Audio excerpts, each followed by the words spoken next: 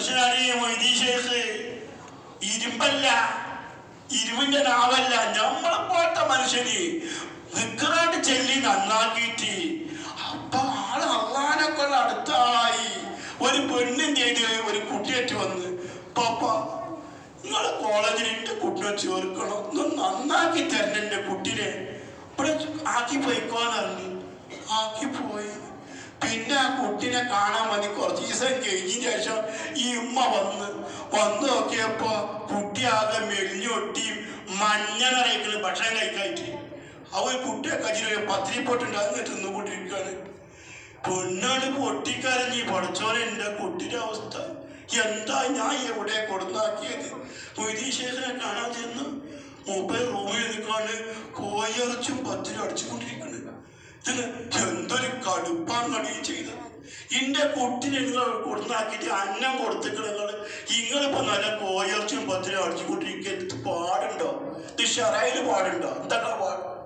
അപ്പത്തിന് മുമ്പിൽ ഈ ഒരു കോയി മീവന്ന് എല്ലാ കുട്ടികളും കൂട്ടിട്ട് വെച്ച് കോയി കൂകുന്നു.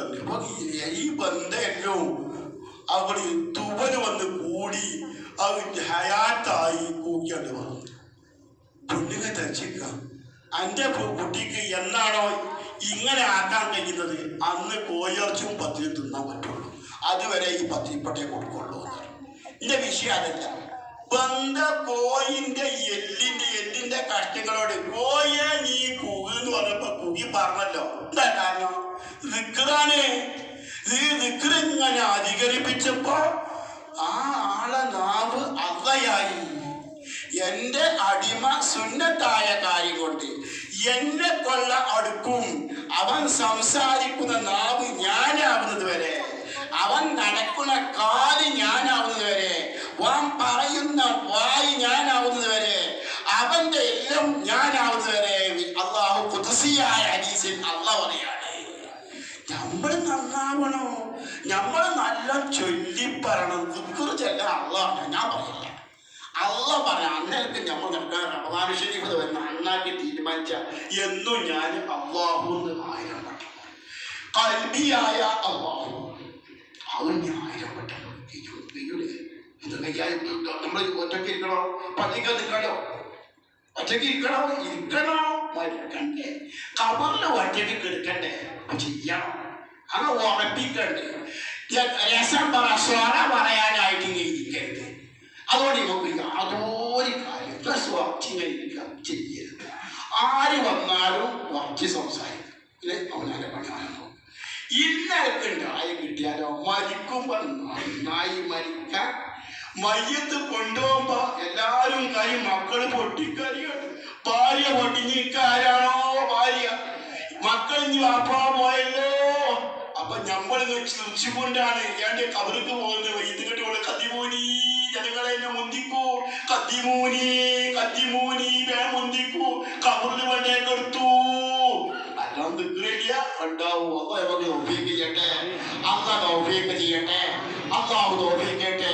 സ്ത്രീകളെ പുരുഷന്മാരെ കഴിവിന്റെ പരമാവധി അള്ളാനെ ഓർത്ത് ജീവിക്കണം. അള്ളാഹ് ഞാൻ 3 ദിക്ർ പറഞ്ഞു. ഒന്ന് അള്ളാഹു, ഒന്ന് ലാ ഇലാഹ ഇല്ലല്ലാഹു അധികരിപ്പിക്കുക, മറ്റൊരു ഖൽബിയായ ദിക്ർ. ഇതൊക്കെ അധികരിപ്പിച്ച് അള്ളാനെ കൊള്ള അടുത്ത് നമ്മളെ ദുആ ചെയ്താൽ ഉത്തരം കിട്ടുന്ന ആളുകളായി മാറണം. അള്ളാഹു നമുക്ക് തൗഫീഖ് ചെയ്യട്ടെ, അള്ളാഹു തൗഫീഖ് ചെയ്യട്ടെ, അള്ളാഹു തൗഫീഖ് ചെയ്യട്ടെ. മറ്റൊന്ന് പറയാനുള്ളത്, എല്ലാവരും തീരുമാനിക്കുക. റമദാൻ ശരീഫിൽ ഞാൻ എന്നും 3 ജ്യൂസ് ഓതും. നിങ്ങൾ 5 ജ്യൂസ് ഓതണ്ടെങ്കിൽ അത് നിർത്തിക്കാണ്ട് 3 ആക്കണം. നിങ്ങൾ 1 ജ്യൂസ് ഓതിനാണ് എന്ത് ചെയ്യുക, ആ 1 മാറ്റി 3 ആക്കണം. ഞാൻ എന്നും ഒരു 3 ജ്യൂസ് ദിവസം ഓതുക. എന്നാൽ റമദാൻ ശരീഫ് കഴിയുമ്പോൾ 3 ഖത്താവും. ചുരുങ്ങിയത് 3 ഖത്ത്. റമദാൻ കഴിയുമ്പോൾ ശരീഫ് ഞാൻ 3 ഖത്ത്. നിങ്ങൾ 5 ജ്യൂസ് ഓതുക, 5 ഖത്താവും. അത് നിർത്താൻ പറയില്ല. തീരെ ഓടാത്ത ആളുകൾ, 1 ജ്യൂസ് ഓതുന്ന ആളുകൾ, 2 ജ്യൂസ് ഓതുന്ന ആളുകൾ, 1 ജ്യൂസ് കൂടുതൽ, 3 ജ്യൂസ്, ചുരുങ്ങിയത് 3 ജ്യൂസ് ദിവസം ഓതുക. തീരുമാനിക്കുക. ഈ സമയം ഉണ്ടാക്കുക, എല്ലാ സമയം കഴിച്ചിട്ടുണ്ടാക്കുക. അള്ളാഹ് നമുക്ക് തൗഫീഖ് ചെയ്യട്ടെ. മറ്റൊന്ന് പറയാനുള്ളത്, ഇപ്പം നിർത്തിട്ടോ, മറ്റൊന്ന് പറയാനുള്ളത്,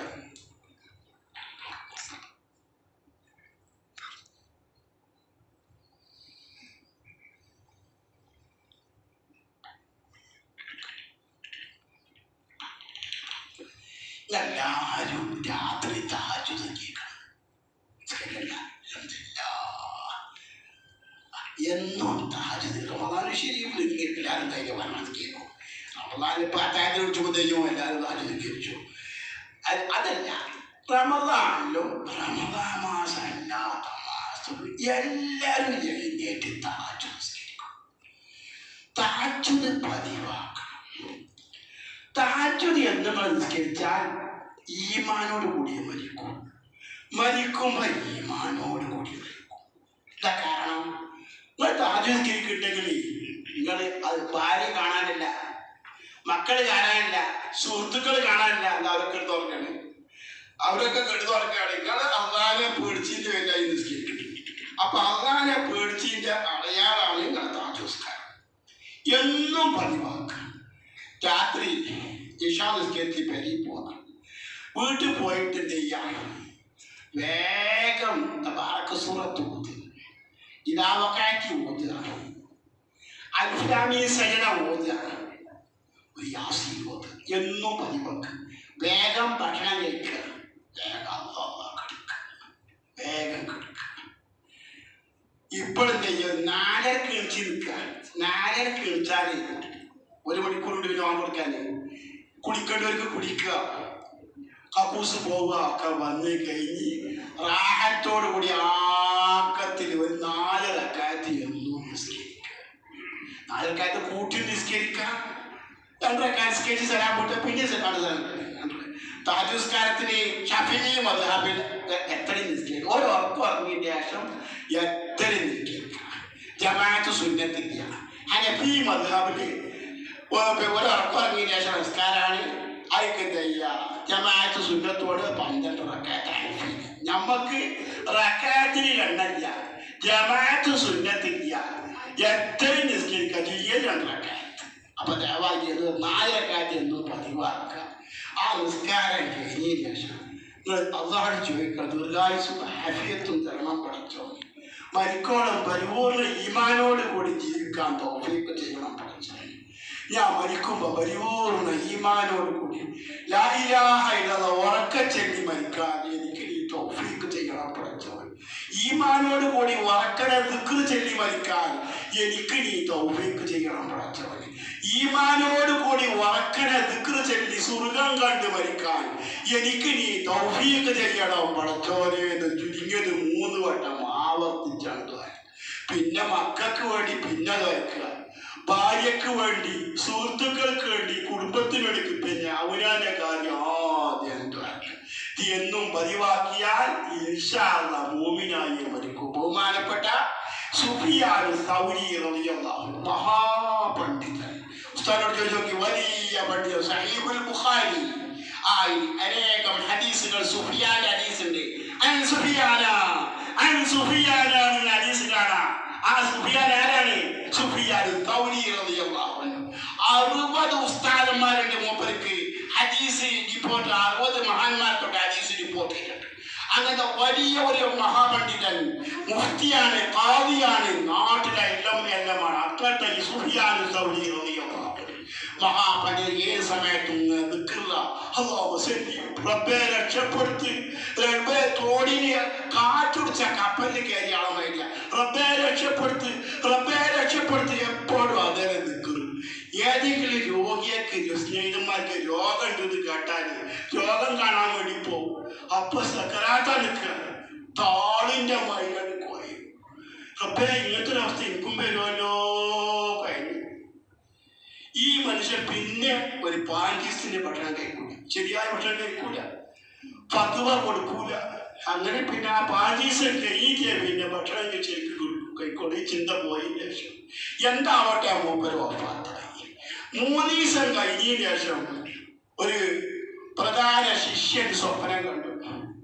ഇബ്നു സഈദ് എന്ന എല്ലാവരും വിളിക്കല് മൂപ്പര്. എന്താ ചോദ്യം? സ്വപ്നം കണ്ടത് ഇബ്നു സഈദ് അള്ളാഹു നിങ്ങളെ കൊണ്ട് എന്ത് ചെയ്തു ചോദിച്ചു. മറുപടി, ഓമന് പേര് വിളിക്കണ നേരല്ല, ദുനിയാവില് വലിയ സ്ഥാനങ്ങളുണ്ടായിരുന്നു, ഞാൻ നാട്ടിലെ ഖാദിയായിരുന്നു, ഞാൻ മുഫ്തിയാണ്, വലിയ പണ്ഡിതനാണ്, അതൊന്നും ഇവിടെ കാണുന്നില്ല. ഞാൻ എന്നും രാത്രി എഴുന്നേറ്റ് തഹജ്ജുദ് നിസ്കരിച്ചിരുന്നു. അതുകൂടെ കാണുന്നുണ്ട്. എനിക്ക് സ്വർഗത്തിന്റെ 8 കവാടങ്ങളിൽ തുറന്നു തരപ്പെട്ടിരിക്കുന്നു. എന്നോട് അള്ളാഹുവിന്റെ ഭാഗത്തിൽ നിന്ന് പറയപ്പെട്ടു, ഇബ്നു സഈദ്, നിന്റെ തഹജ്ജുദ് കാരണത്താൽ അനക്ക് ഇഷ്ടപ്പെട്ട കവാടത്തിൽ കൂടി സ്വർഗത്തിൽ കടന്നോ എന്ന് എന്നോട് പറയപ്പെട്ടു എന്ന് ബഹുമാനപ്പെട്ട ഈ സുഫിയാൻ സൗന്റെ സ്നേഹിത ശിഷ്യൻ സുഫിയൻ പറയുന്നു. നോക്ക് നിങ്ങൾ, ലോകമാന്യ വരാത്ത ഈ ഭാഗത്ത് ലോകമാന്യല്ല. ആ ഭാര്യ കാണൂല, മക്കള് കാണൂല, മരുമക്കള് കാണൂല. അള്ളാഹുള്ള എന്തുണ്ടായിട്ടാണ് ആ വീഴ്ചക്കാണ് നിസ്കരിച്ചത്, അത് അള്ളാഹ് സ്വീകരിക്കും. അതുകൊണ്ട് സുഹൃത്തുക്കൾ, സഹോദരന്മാർ, നമ്മളൊക്കെ ഇപ്പൊ നല്ല റാഹത്തിന് പള്ളിയിരിക്കുന്നു. ഒരു കാര്യത്തിൽ നമ്മൾ കബറിലാണ്. ആ കബറിലിങ്ങനെ കെടുക്കുമ്പോ സന്തോഷം കൊണ്ട് ഇങ്ങനെ റാഹത്തിൽ ഇങ്ങനെ കെടുക്കണം. നമുക്ക് ഇല്ലേ പാതിരാക്ക് നല്ല തണുപ്പുള്ള കാറ്റ് ഫേട്ടല്ലേ എടുക്കല്. അപ്പൊ ഒരാൾ കുടിച്ചാ കുടിച്ചോ, ഫോമ നടക്കുവോ,